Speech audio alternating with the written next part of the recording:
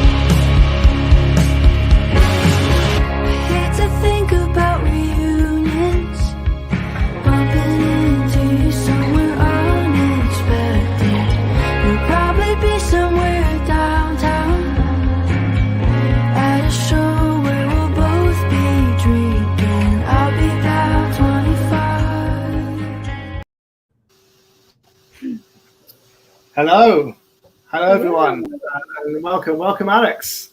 Great to have you here. Thank you for joining us today for our Bandsintown Big Break interview. So, so why don't we get started with the obvious question, which is, who are you and why are you here? Perfect. I'm Alix Page. I'm so excited to be here.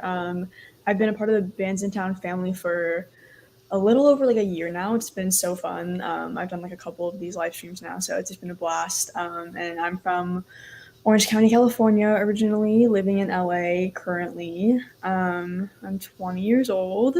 I make like indie pop singer-songwriter music, I would say.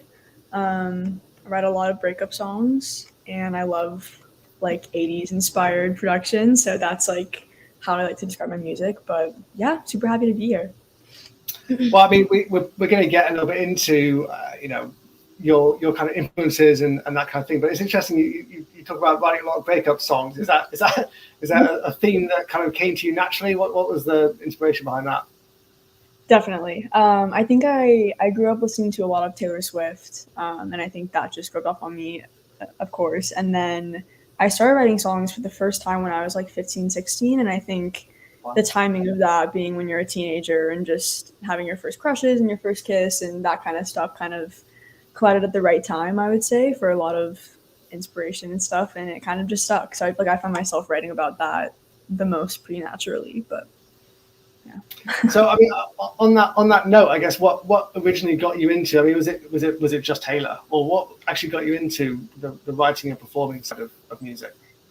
It's kind of a mystery. We joke that I've been like singing since I could talk. I've been singing since I was tiny, and then I did like the usual piano lessons, voice lessons, anything to just get me more in that world. And then my family like isn't really musical at all, so it was I was always kind of the odd one out doing it. But fell in love with just singing at a very young age and sang anything I could get my hands on, from Kelly Clarkson to Wicked soundtrack to Taylor to The Killers, like just everything. And so did that whole thing, and then I went to an arts high school when I was 15 for the first time, and I think having like a curriculum that makes you write songs really just pulls it out of you, obviously. And again, like you're interacting with so many artistic and creative people at a school like that you can't help but absorb it and be inspired by it. And so I was definitely in like right place, right time situation, I would say. And then I started writing when I was like 16, and then just kept doing it, fell in love with it. That's incredible. So how did you, I know it sounds like a silly question, but if none of your family were musical at all, kind of what gave you that drive to kind of pursue that? Was it just that you just fell in your lap and you were just amazing at everything musical, or was there something else driving you? I don't know. I mean, so weirdly, my grandma like sang classical voice in pageants, but then became a doctor. So I feel like there were like people in my family who enjoyed music as a hobby and liked doing it and were good at it, but no one really pursued it. Everyone had like very stable jobs in my family, and I'm the first one to turn it into a career, try to. So there's been like a history of some performing and choir in high school and stuff, but nothing like what I've been trying to do. So it's been fun. But yeah, it kind of fell into my lap, and just it's the only thing I've really like kept going back to like through my childhood and stuff. I did volleyball for a little bit, did ballet, but music was always like my thing. So. Yeah, it's incredible that they're so supportive as well, and considering all the jobs they've all got, I know that's like I'm not in no way talented whatsoever, but I tried to get into writing when I was younger, failed dismally, but bless my parents for sticking around. So you released your EP Old News this year in January. So talk a bit about this EP. Sorry. So what? And we talked a bit about your inspiration earlier in terms of writing about breakups and obviously listening to these kind of key artists like your Kelly Clarksons and Taylor Swifts. But specifically around Old News, what was the inspiration behind that one? First of all, I love that EP. I'm so proud of it still. It means just the world to me.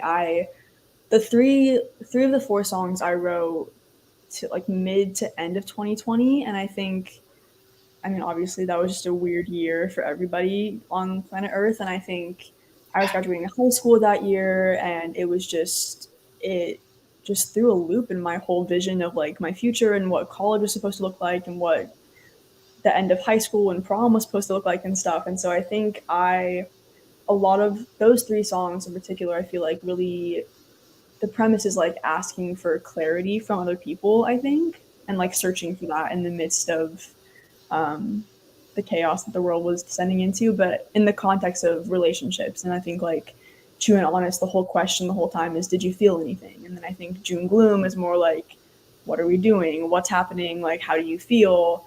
Radiohead kind of asks like, I don't know, like what does the future hold? And I think 25 especially too dives into that and like dives into what the past could have been and what the future could be. And I think a lot of that was coming from me just feeling so lost in that year and looking to anybody for answers, I think, and all of that. And yeah, production wise, it's just a lot of big guitars and big drums and live piano, and it was a dream to make. We had so much fun doing the whole thing. So yeah. I mean, that's incredible. I mean, how did you just to dive a bit more into that? Because obviously, I suppose we often don't think about how difficult it must be to record in the context of, the various different lockdowns. I don't know, obviously, to what extent this was the case in LA, but certainly in the UK, we had, long periods where you can do anything, and I imagine creatively it must have been really suffocating as well. You aren't necessarily in the environment you normally would be creative in. There's all that anxiety. It must have been tough. Yeah, definitely. So I wrote them all 2020 and then didn't record them till exactly a year later, like summer 2021. We spent the whole time just recording all of it. So yeah. Did you leave them did you kind of write them all and then just leave them and then just come back to them, or were you kind of iteratively changing and tweaking them here and there? I kind of write them and was done with them, and then tried producing them with different people a few different times, and then just kind of, I think, was just again going through a really weird mental state of overthinking a lot of music and just thinking about what I really wanted to do and what I wanted to sound like and what I wanted to make. And then I reached out back to my old producer, Brett, who produced my first 2 songs, and was just like, hey, do you want to make these next 4 together also? And he was like, yes. And then we did the whole thing. And but yeah, it was a lot of like just back and forth in terms of some rewrites and some just tweaking production stuff. And yeah, it's been a journey for sure. But. Yeah, wow, incredible. So diving a bit more into that, is there any one or maybe even many tracks on the EP that you had the most fun writing, and what was the reason for that?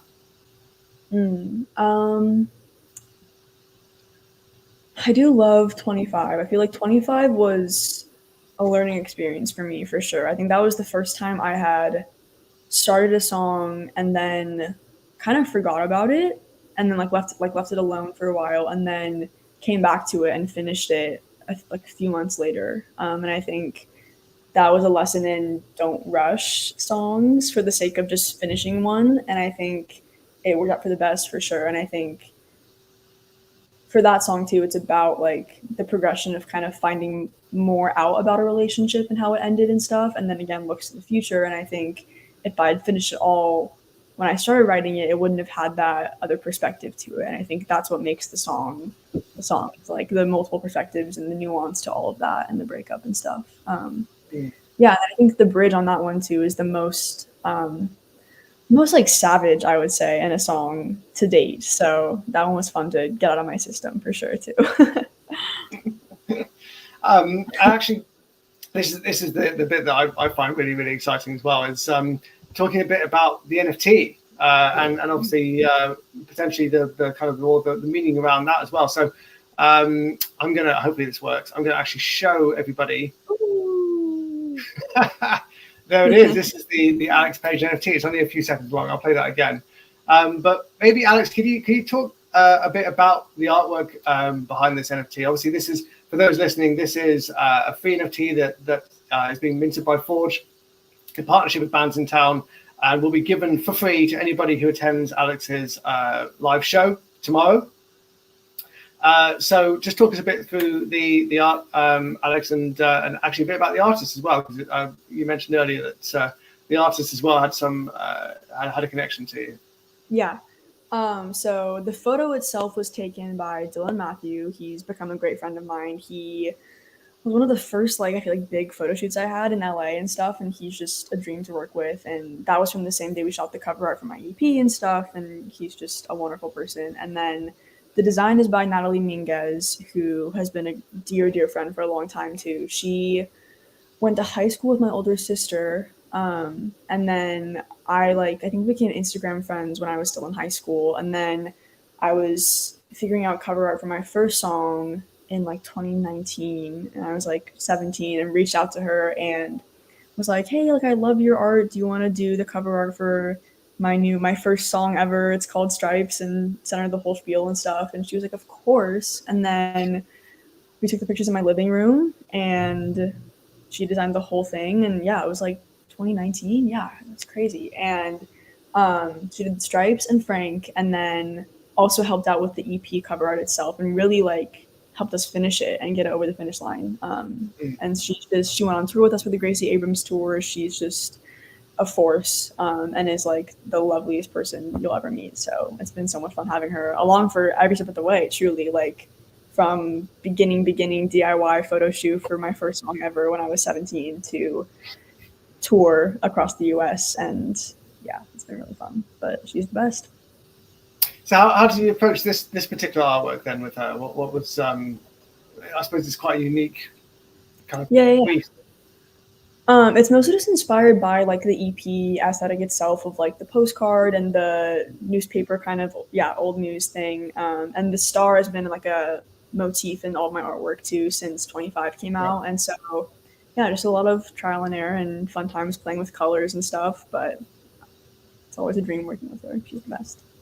Yeah, that's brilliant. That's fantastic. So you mentioned actually the Gracie Abrams tour. So what are you most excited about going on that tour, and the Ella Jane tour as well this fall? Is that right? Sorry. Yeah. So Ella Jane's this fall. Yeah. Yeah. Oh man. I mean, the Gracie tour was just incredible. I mean, the US and Europe are obviously so different, but they're both just incredible, and so many amazing historic venues and crazy places to play in, and so many good stories from just the road and being in a Sprinter van with 3 of my best friends for 2 months. It's a dream. It's crazy. And then Ella Jane, I'm super excited. I've been a fan of her for a long time too, and I love the West Coast. I think that's the most fun place to play shows, and so can't wait to go back there. And I'm doing those, I think, mostly solo and acoustic. So fun little stripped back set, which is always a fun little change. And super excited. Any venues sort of stood out for you, or you've had the most fun playing? I know that's always a bit. I appreciate you don't want to say I hate that place and I love that place, but it's always, for me, it's really fun hearing kind of what experiences artists have in different places, the kind of audiences and how the crowds can change. We loved Chicago. We played the Metro in Chicago, and that was the biggest venue on the tour, I think, and it was just a beautiful show, beautiful venue also. And then The crowd in San Francisco was incredible too. I loved that one so much also. Both New York shows are always so fun. That was on Valentine's Day too, so everyone like dressed up, especially and stuff, and it was really fun. But we seriously like did not have a bad show. All of the crowds are so invested and just care so much about Gracie and the music and the feelings like those songs invoke, and so it was just really fun to be a part of. Truly like an honor to be a part of. And I guess on that note, are there any kind of cities you're really looking forward to as well? I mean, obviously with the upcoming tour.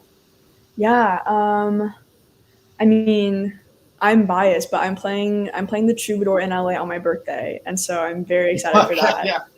That's like I just love the Troubadour. It's one of my favorite venues ever. I think the sound is amazing. I love like the high stage. And then I'm turning 21 the day I play, which will be so fun. And wow.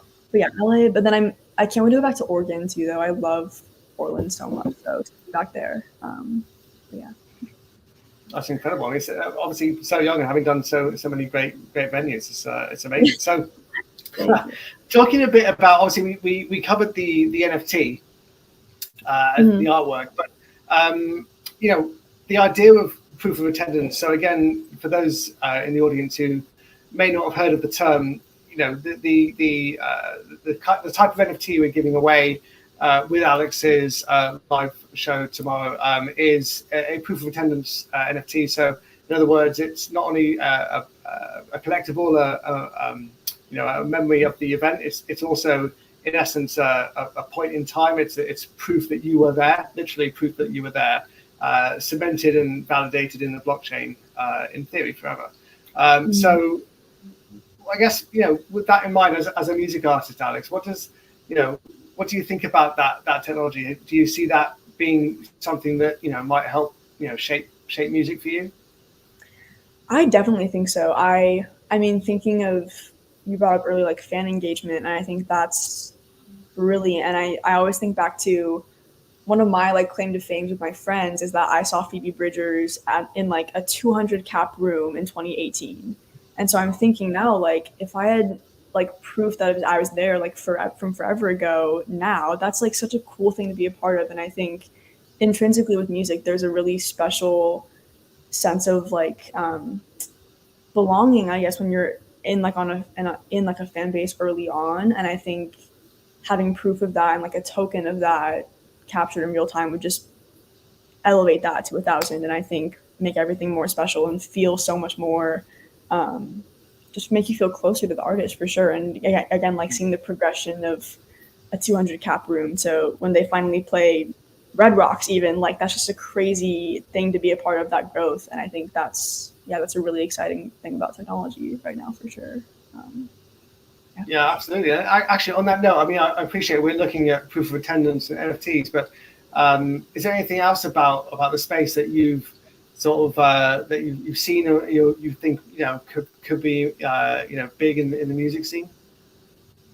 I mean, I think in that same vein, just giving people special access to different things and certain, I don't know. I mean, I think the concept of like making one-off like special things for each release or like each show, I think that's just a really powerful, there's something just powerful about having proof of things that you like own it and are a part of it and are invested in it early on. And I mean, even if it's like a special edition thing of the cover art that's like a new one that you can, I don't know, I think it's just really exciting to have new opportunities to make people feel more included and like they have a higher level of closeness and I guess like investment to the artist, which is super exciting. Yeah, and actually the album cover pieces is something, I mean, I personally love that idea. I used to, back in the day when people still bought physical, items for music, I would buy a CD and I loved, getting out the insert and looking through, back when they had lyrics, you actually see the lyrics on some, I remember, that was, for me, that was such a big part of, I'd listen to the album back to back at least once, ideally many times, with the little book, making. And this is I'm showing my age a little bit here, but the point being, I feel like that's some of the magic is lost at the point where everything became about Spotify, and not that Spotify isn't great, love you guys, but but at the same time, it's no, I totally agree. Yeah, 100%. Fantastic. Right. I'm conscious of time. We have got some questions from the community, so hopefully, Alex, you can stick around to answer some of those. We've got, what is your favorite part of touring? So I think it sounds like you did answer a little bit of that earlier, but yeah, if you had to pick just one thing. I mean, touring in general, just like the show itself, I think is like not the most important part of being an artist and releasing music, but it's like where you see the payoff happen, I think. Because without shows, like you're just looking at numbers, but then when you're in a room and you see how people react to a song, or even just how the song like sounds in that space and in that world, like it's just a game changer. And I think, yeah, it's hard to tell if you're really making an impact until you see people's faces in the audience, like singing your songs and stuff. And so I think just every show is such a gift, and every show is different, and that part's really fun too, like not knowing what to expect from each night and what people are going to say and what songs people are going to pick like to be the favorite and stuff. And I mean, the show itself, and then just the memories of my band are so, we have like so many inside jokes now just from spending literally 2 months as like roommates in a Sprinter. And again, I went to high school with my two bandmates, and so I've known them since I was 14. And so the banter and just the jokes, and it's just out of hand at this point, but we had the best time. So I mean, that must make all the difference. Actually, touring with your friends as well. It's just there's not many artists actually. I'm sure you could say that, which is really great. Yeah, I'm very lucky. I suppose on that note, you know, if you guys have known each other for so long, do you have any tour rituals, any things you do before performances or maybe after performances? You know, any kind of strange, not necessarily strange, but just kind of little things that you guys do? One thing is, so I made like a pre-show playlist, and usually before, like, I feel like before the show, like an hour leading up to it, I like to kind of be quiet and do my makeup and like listen to quiet music. And then 10 minutes before we get on stage, we were like blasting music and dancing in the green room and like getting hype. And that was always key, I think, for me to just have the energy here so you can go out and give the best show. And then post show, we only did this like 3 times on tour, but the eating schedule on tour the day of a show is really interesting because it's like it's weird times to try to eat and squeeze in a meal before you go on stage. And so we were always so hungry after. And there were a few shows we got Taco Bell after at like, it's like 1 a.m. And I just remember that like tasting like the most amazing meal ever because you're so tired. You don't know where you are. And like, you just played a super fun show and you're on that high still. And then you're just, again, in the Sprinter van, like eating Taco Bell in the middle of Omaha. And it's just a hilarious experience all around. But yeah, food after always hits, and music and dancing right before you go on stage is the best. I love that. I mean, yeah, what better time to have a Taco Bell? That's but we don't get Taco Bell in the UK. Maybe 1 or 2 random locations, but I'm lucky enough to have been to America a few times. So I know, believe it or not, we don't have Taco Bell. We don't even really have Wendy's. Yeah. I know. Yeah, I know. We have like maybe a couple, like one in Manchester, one in London. It's criminal. Actually, and on that note, what's your favorite food? And I mean, it can be Taco Bell. I won't judge. Favorite food. Ooh. Well, that's hard because I don't want to say like I would like to eat this every day, but I have a very fond like attachment to and like memories of pancakes and the recipe my mom would always make on like Sunday mornings that I now make sometimes. I'm a huge chocolate chip pancake fan, I would say. I love that. That's a good one. That's a good. I can't think of anybody who doesn't like chocolate chip pancakes. And if I don't want to meet the person, I don't want to meet the person who doesn't like chocolate chip pancakes unless you're lactose intolerant, which is fine. And the final question from the community. I mean, we talked about kind of locations you played at and ones you enjoy playing at, ones you're looking forward to for the tour. What's the dream location to play at? And that can be a dream event. Dream sort of appearance, what's that kind of, when you visualize yourself in I think 5, it could be 1 year, 2 years, what's that kind of that key moment for you, that one venue? It's funny because I feel like dreaming big right now is like me in a year selling out like small rooms, but there's one venue by my house called Constellation Room.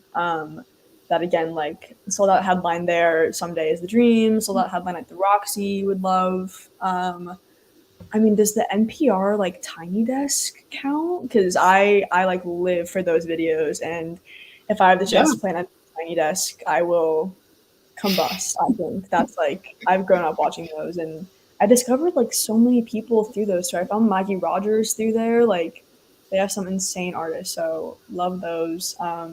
I love the Greek Theater in LA. It's such an open air. I think I forget where we played in London with Gracie, but that venue was absolutely stunning. And I would love to go back there. Definitely want to go back to Bristol also. I loved Bristol so much. Bristol's, really? That's where I grew up.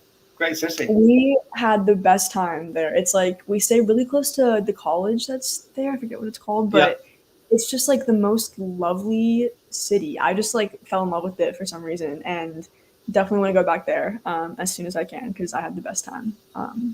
It's crazy. People don't know this, but Bristol's been the birthplace of so many great bands and artists. So Massive Attack famously came from Bristol. Oh my God. If you know Massive Attack. So it's such a great place in terms of just everyone just being really into kind of really diverse kind of music and stuff. So that's great. Thank you for that. Thanks for the shout out. I love that. I never thought I'd hear Alix Page say Bristol, but that's brilliant. That's lovely. On that note, getting me very excited now. On that note, thank you so much, Alix. I think we'll really appreciate your time, and it's been so great having you on. Just a reminder to everybody listening, Alix performing tomorrow with Bandsintown's Big Break Series at 9 p.m. I always get this right, 9 p.m. EST, 6 p.m. EST, which apparently American time zones. And obviously, if you attend the live stream, you get yourself a free NFT minted by Forj and produced by Natalie Minguez with Alix as well. So just a great opportunity to really prove you were there with this kind of unique memorial memorabilia NFT. So thank you so much again, Alix, for coming. Any sort of final words? Yeah. That's it. I'm super excited. So the live stream is going to be awesome, playing some new songs that absolutely no one has heard yet. So fun to come in there and showcase these for the first time. So hope everyone likes it. It was so much fun to film. But thank you so much for having me again. I was so honored to do this and chat for a little bit. So thank you. No, honor is all ours. Thank you so much, Alix. And thanks everyone for watching. And we'll see you tomorrow for Alix's show. Thank you.